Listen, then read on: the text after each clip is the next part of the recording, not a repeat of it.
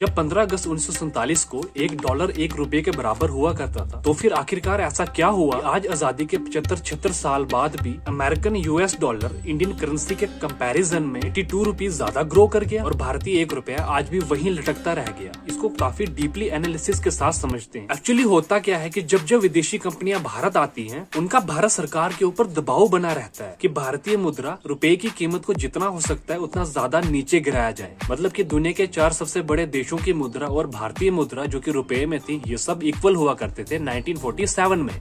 तो अब आइए इसको समझते हैं। 1947 में जब transfer of power agreement sign हुआ था बिटवीन पंडित जवाहरलाल नेहरू और लॉर्ड माउंटबेटन के बीच में, सो ड्यू टू विच उस दौर में भारत में काफी विदेशी कंपनियों का आना शुरू हो गया था। सबसे पहले पंडित नेहरू ने भारत में विदेशी कंपनियों को लाना शुरू किया था। लगभग 126 वेस्टर्न कंपनीज नेहरू जी के शासनकाल में ही भारत में प्रवेश कर चुकी थी। फिर लाल बहादुर शास्त्री जब प्रधानमंत्री बने तो 2-2.5 साल तक कोई भी विदेशी कंपनी भारत में प्रवेश नहीं कर पाई, खासकर लाल बहादुर शास्त्री जी के शासनकाल में, क्योंकि शास्त्री जी की नीति थी स्वदेशी की नीति, जो कि एक बहुत अच्छी और देश हित की नीति थी। शास्त्री जी लगभग 18 महीने इस देश में प्रधानमंत्री रहे थे। उस दौर में उन्होंने एक भी विदेशी कंपनी को भारत में नहीं आने दिया कि देश को लूट सके। शास्त्री जी के बाद श्रीमती इंदिरा गांधी जी प्रधानमंत्री बनी और उनके शासनकाल में भी बहुत सी विदेशी कंपनियां भारत में आ चुकी, जो कि देश को अंदर से तोड़ रही थी, देश को लूट रही थी। इंडियन एक्सपोर्ट और इम्पोर्ट में बहुत बड़ा डिफरेंस पैदा हो रहा था। उसके बाद राजीव गांधी, बीपी सिंह, उसके बाद जो दूसरे प्रधानमंत्री देश में आए अपने अलग अलग शासनकाल में, जिनमें चंद्रशेखर, नरसिम्हा राव, इंदिरा कुमार गुजरात, HD देवगौड़ा, अटल बिहारी वाजपेयी और डॉक्टर मनमोहन सिंह और अब नरेंद्र मोदी जी, इन सब के शासनकाल में विदेशी कंपनियों ने बहुत ज्यादा लूट मारी है हमारे देश में, जिनमें कोका कोला होगी, ईस्ट इंडिया कंपनी होगी, पेप्सी कोला होगी, बहुत सी अनगिनत कंपनियां हैं जो देश का धन लूट के बाहर देश में भेज रही हैं। एक और लौह पुरुष, महान ग्रेट PM हुए थे हमारे देश के, जिन्होंने एक भी विदेशी कंपनी को हमारे देश में नहीं आने दिया था, और उनका नाम था मोरारजी जी देसाई। जिस समय श्री मोरारजी जी देसाई प्रधानमंत्री बने थे, उस समय हमारे भारत देश में कोका कोला कंपनी बहुत अच्छे प्रॉफिट के साथ काम कर रही थी और इनका बहुत बड़ा व्यापार हमारे देश में था। मोरारजी जी देसाई के उद्योग मंत्री थे जॉर्ज फर्नांडिस, जिन्होंने कोका कोला का बाकायदा एक नोटिस दिया था। उस नोटिस में लिखा गया था कि या तो आप भारत छोड़ दीजिए या आपकी कंपनी का तुरंत राष्ट्रीयकरण कर दिया जाएगा, जिससे आप देश को लूट के देश का पैसा बाहर नहीं भेज पाओगे। मानो कि कोका कोला कंपनी को पूरा भारत में मिला दिया जाएगा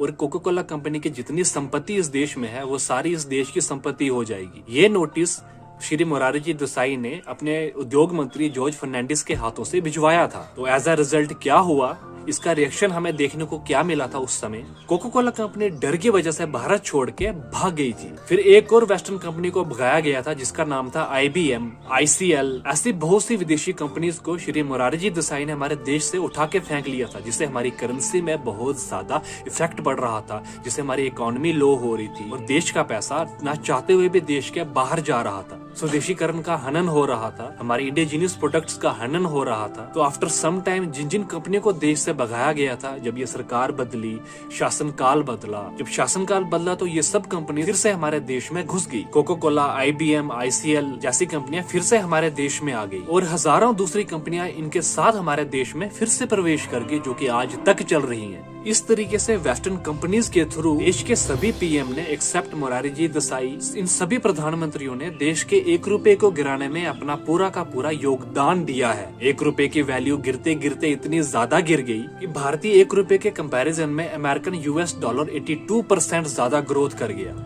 मानो पहले अमेरिका से जो चीज हम $1 में खरीदते थे, तो आज के दौर में सेम चीज हमें 82 रुपीज में खरीदनी पड़ती है। मतलब कि कुल मिला के अगर बात की जाए तो $1 की कीमत डॉलर के मुकाबले में 82% नीचे गिरी है। ये फॉल करी है, राइज नहीं करी है। ऑन एन एवरेज 1947 में अगर कोई भी $1 की चीज हम इंडिया से एक्सपोर्ट करते थे तो हमारी आमदनी होती थी $1, क्योंकि इक्वालिटी थी करेंसी में, इंडियन डॉलर और $1 एक बराबर हुआ करता था। अब 2023 में अगर सेम प्रोडक्ट हम एक्सपोर्ट करते हैं तो हमारी आमदनी होगी $1, जो कि 82 रुपीज समथिंग है। इसको थोड़ा और बारीकी से समझते हैं। मानो कि 1947 में $1 के लिए हम जो चीज खरीदते हैं, इसको थोड़ा और बारीकी से समझते हैं। मानो कि 1947 में $1 के लिए हम जो चीज बेचते हैं, जो एक्सपोर्ट करते हैं, अब उसके मुकाबले में आज 2023 में 82% ज्यादा चीजें बेचनी पड़ती है, एक्सपोर्ट करनी पड़ती है डॉलर के कंपैरिजन में, कंपैटिबिलिटी में आने के लिए।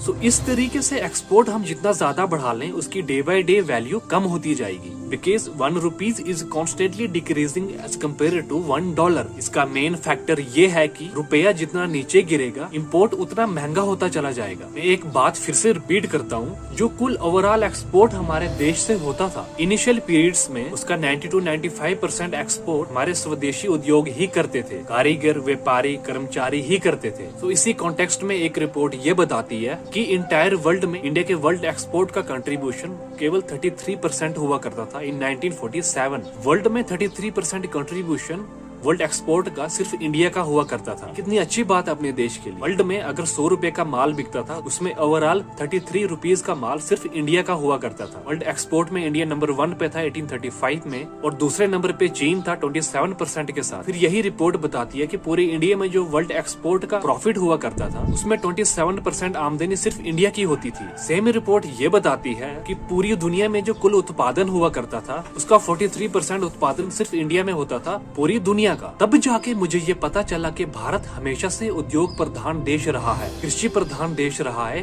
संस्कृति प्रधान देश रहा है।